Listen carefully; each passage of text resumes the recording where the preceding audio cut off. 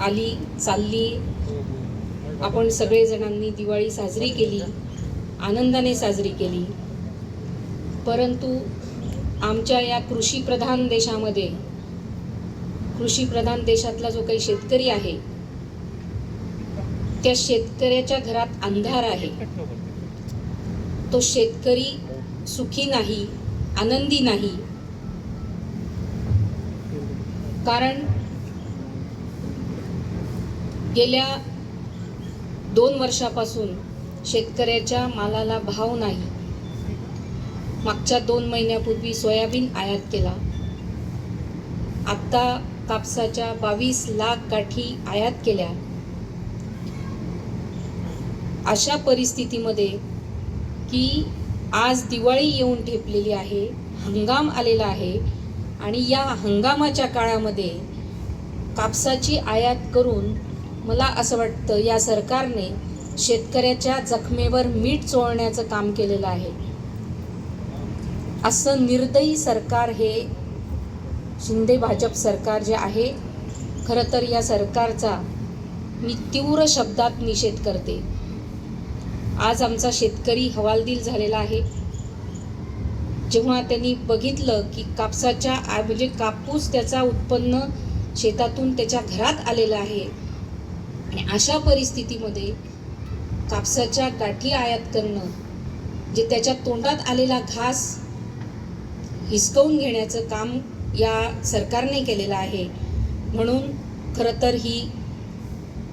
तर आपल्या पत्रकार बांधवांना फराळाचं निमित्त होतंच, परंतु आज शेतकरी सन्मान दिवस आहे आणि या शेतकरी सन्मान दिवसाच्या दिवशी जो काही शेतकऱ्याच्या तोंडातला घास काढून घेण्यात आलेला आहे, हा अतिशय शोकांतिका आहे आणि अतिशय वाईट दिवस या शेतकऱ्यावर या सरकारने आणलेले आहेत.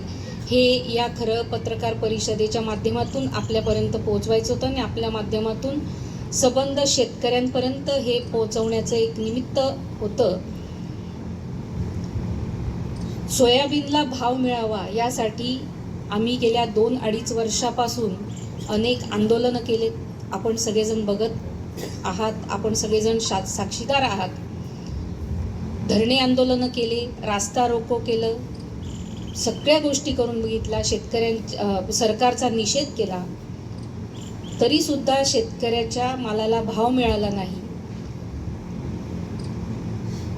शिवसेना उद्धव बाळासाहेब ठाकरे या पक्षाच्या व्यतिरिक्त तुम्ही या पाचोरा भडगाव मतदारसंघामध्ये कोणत्या नेत्याने, कोणत्या उमेदवाराने हे आंदोलन असे केले शेतकऱ्याच्या विरोधात, हे आपण दाखवून द्या. एकाही व्यक्तीने असे आंदोलनं केले नाहीत. शेतकऱ्याच्या बाजूने कुणीही बोललं नाही. ना विद्यमान आमदार बोलले, ना अमोलभाऊ शिंदे बोलले. हे सगळे सत्तेमध्ये होते आणि तरीसुद्धा यांनी कोणत्याही गोष्टीचा प्रयत्न शेतकऱ्याच्या भाववाढीसाठी केलेला नाही. ही अतिशय शोकांतिका आहे. खरं तर शेतकऱ्याचा प्रश्न म्हणजे हा अगदी जिव्हाळ्याचा प्रश्न आहे आणि या जिव्हाळ्याच्या प्रश्नावर जर तुम्ही काहीच बोलत नसाल आणि जर का शेतकऱ्याचा मधल्या काळामध्ये पाऊस पडला, अतिवृष्टी झाली, शेतकऱ्याचं नुकसान झालं, अशा वेळी स्वतःला कुणी कृषी मित्र म्हणतं, कुणी भूमिपुत्र म्हणतं. भूमिपुत्र म्हणवून घेणारे फक्त शेतकऱ्याच्या बांधावर जातात आणि बांधावर जाऊन सेल्फी काढतात. मला असं वाटतं की नुसतं तुम्ही नौटंकी करण्यापेक्षा खरोखर शेतकऱ्याचे अश्रू पुसण्यासाठी तुम्ही सरकारकडून शेतकऱ्याचे प्रश्न मिटवण्यासाठी काही प्रयत्न केले असतील तर आपण दाखवून द्यावं. मला असं वाटतं की यांनी फक्त स्वतःला मतं मिळवण्यासाठी शेतकऱ्याच्या बांधापर्यंत जातात. हे आमच्या शेतकरी बांधवांनी लक्षात घेतलं पाहिजे. हे फक्त मतं, शेतकऱ्याची मतं मागण्यासाठी फक्त हा प्रकार चाललेला आहे, हे आपल्या सगळ्यांच्या माध्यमातून मी सबंध जनतेला सांगू इच्छिते. दुसरा विषय महत्त्वाचा, विद्यमान आमदारांनी 3,000 कोटीचा विकास केल्याचा जो काही दंडोरा पिटवला,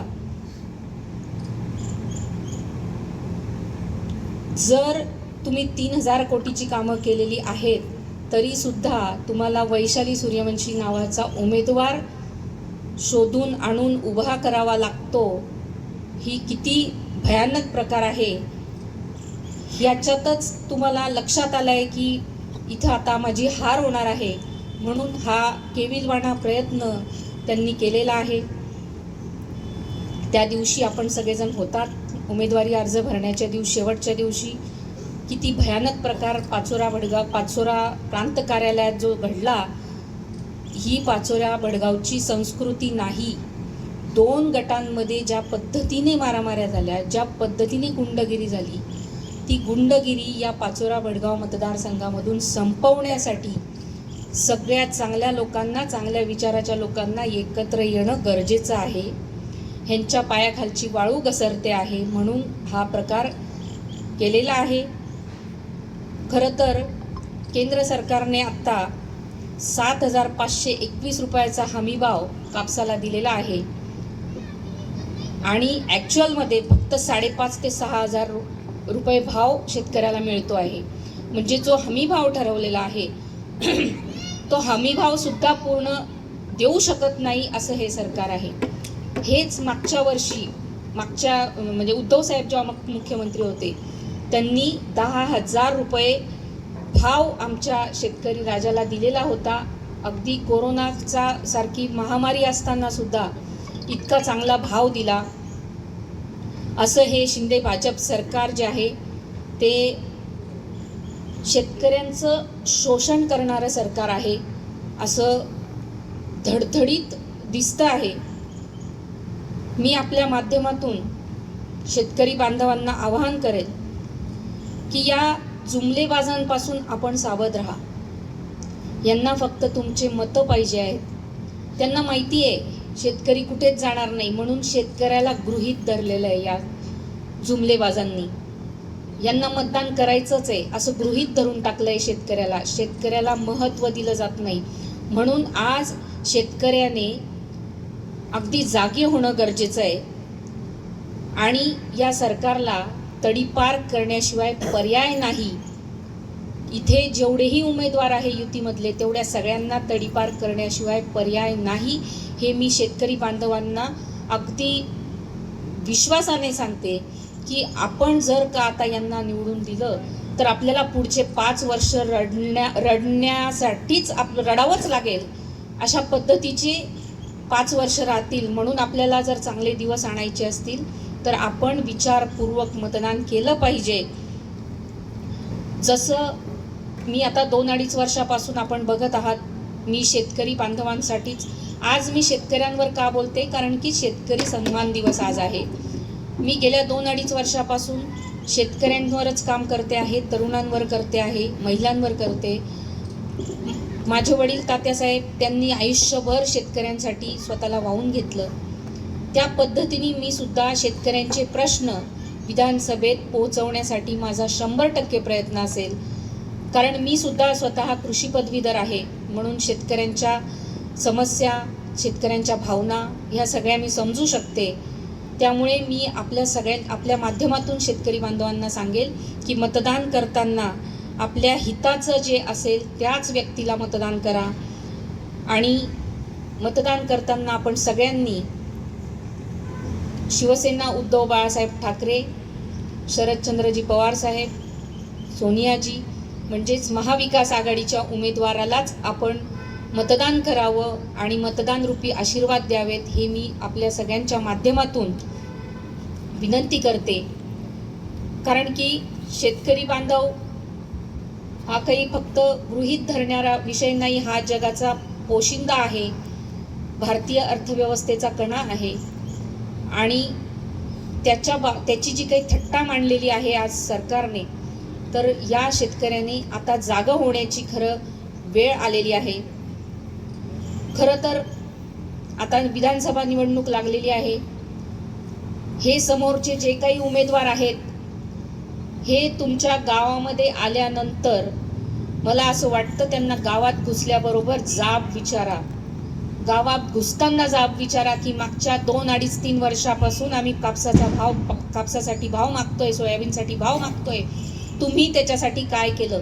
तुम्ही सत्तेत होतात, तुम्ही कधी आवाज उठवला का? तुम्ही कधी जाऊन प्रयत्न केला का? ह्या गोष्टीचा तुम्ही प्रत्येक उमेदवाराला जाब विचारला पाहिजे. की मी शेतकरी बांधवांना मी विनंती करते की आपण सगळ्यांनी, पुनश्च एकदा सांगते की आपण सगळ्यांनी मतदान करताना व्यवस्थित विचार करावा. केंद्राची निवडणूक आपल्या हातून गेलेली आहे, परंतु राज्यात चांगले दिवस आणायचे असतील तर आपल्याला महाविकास आघाडीशिवाय पर्याय नाही, ही मी आपल्या माध्यमातून सगळ्या नागरिकांना विनंती करते. आणि आज पाडवा आहे. सबंध या पाचोरा बेळगाव मतदारसंघातील सर्व जनतेला, माता भगिनी बांधवांना, तरुणांना मी दिवाळीच्या मनापासून शुभेच्छा देते. आणि आपल्या आयुष्यातला जो काही अंधार आहे तो अंधार मिटून या नवीन वर्षात आपल्या आयुष्यामध्ये भरभराटी, आनंद आणि आरोग्यमय जावं ही मी विनंती, ही परमेश्वराजवळ मी प्रार्थना करते. आणि इथेच थांबते. धन्यवाद. जय हिंद, जय महाराष्ट्र.